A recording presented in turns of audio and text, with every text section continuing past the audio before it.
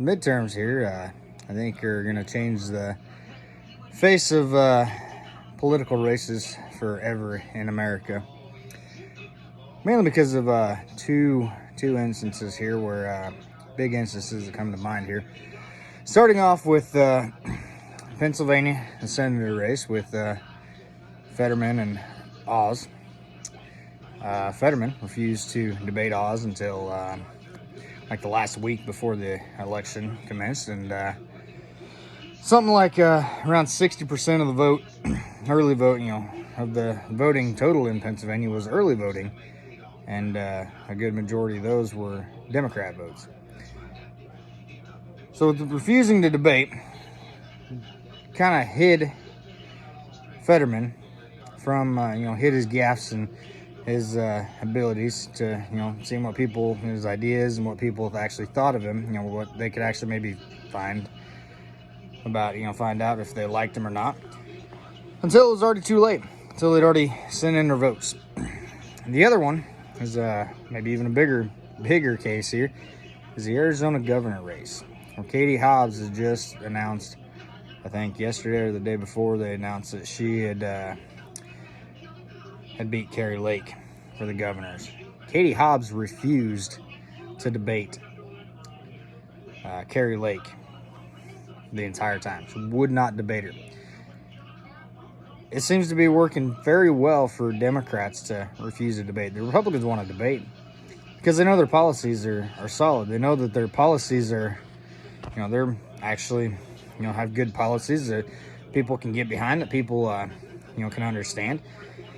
And they want to get that out in the open. They want to get in front of people to discuss those policies. Democrats are not doing that. They're wanting to hide because their policies are not, they know their policies do not have the support of the American people. They know that their ideas are extreme.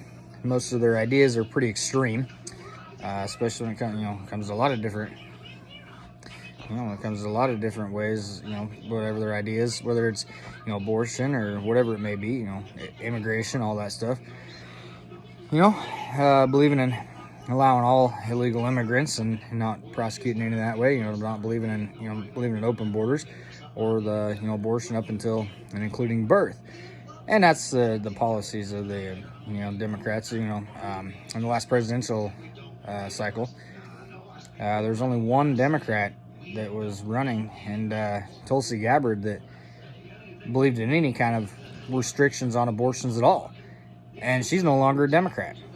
I mean, it just tells you how extreme the left has gotten, how extreme the Democrats have gotten, how far they've gone to the left. It's crazy. But regardless, it's working for the left to not debate, because they know that in the debates they can't win these debates because the policies that they put out are not supported by the average Americans, by the vast majority of Americans. The vast majority of Americans are not the extreme left.